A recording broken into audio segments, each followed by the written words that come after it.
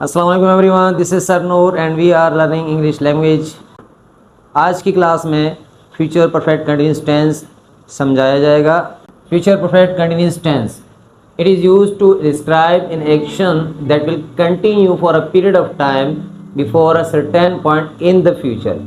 यानी कि एक ऐसा काम आने वाले वक्त में हो रहा होगा before a certain point in the future, यानी कि एक ख़ास वक्त से पहले, फिर आने वाले वक्त में एक ख़ास वक्त से पहले एक काम हो रहा होगा। तो आइए इसको एग्जाम्पल भी देख लेते हैं ताकि बात समझ में आ सके। By next year I will have been teaching for 15 years, यानी कि फॉर एग्ज़ाम्पल मैं टीचिंग कर रहा हूँ और अभी मुझे 14 ईयर्स हुए हैं, तो मैं आने वाले साल की बात कर रहा हूँ कि मुझे 15 साल हो जाएंगे। अब आते हैं कि फ्यूचर परफेक्ट कंटिन्यूअस टेंस का जो है जुमला बनते कैसे।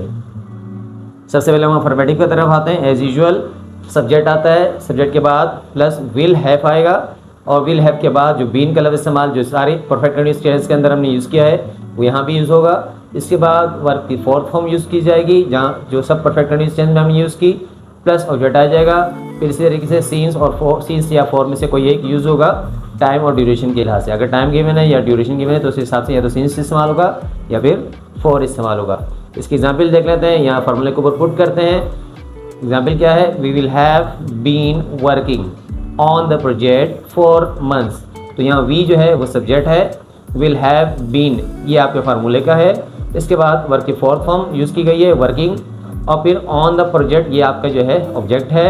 फॉर यहाँ जो इस्तेमाल किया गया है सीन्स और फॉर में से, क्यों? क्योंकि यहाँ मंथ्स का जिक्र हो रहा है, 4 मंथ्स। तो मंथ्स काउंटेबल टाइम है, इसलिए हम यहाँ पर क्या लगा रहे हैं? 4 लगा रहे हैं। इसका नेगेटिव कैसे बनेगा आइए सीखते हैं। Subject plus will plus not have been, तो यहाँ पर आपने प्लेसमेंट याद रखनी है, सिर्फ नॉट का इजाफा किया जा रहा है जिसकी वजह से ये नेगेटिव का जुमला बनेगा।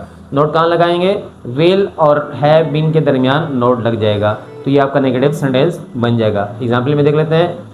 He will not have been sleeping since morning, वो सुबह से सो नहीं रहा होगा। तो नोट आप यहाँ देख रहे हैं, will और have been के दरमियान नोट लगाया हुआ है। इसके बाद सिंपल इंटरोगेटिव की बात करते हैं। सिंपल इंटरोगेटिव का जुमला हम कैसे बनाएंगे? क्योंकि ये फ्यूचर का है तो इसका will जो है स्टार्टिंग में लगा देंगे और will के बाद सब्जेक्ट लग जाएगा, और बाकी जो है इसका have been जो है वो यूज़ किया जाएगा सब्जेक्ट के बाद। फिर वर्ब की फोर्थ फॉर्म एज यूजुअल, बाकी सारी चीज़ वही होंगी सीन्स और फॉर, और फिर टाइम या ड्यूरेशन में से। और आखिर में क्योंकि सवालिया जुमला है हम सवालिया निशान लगा देंगे।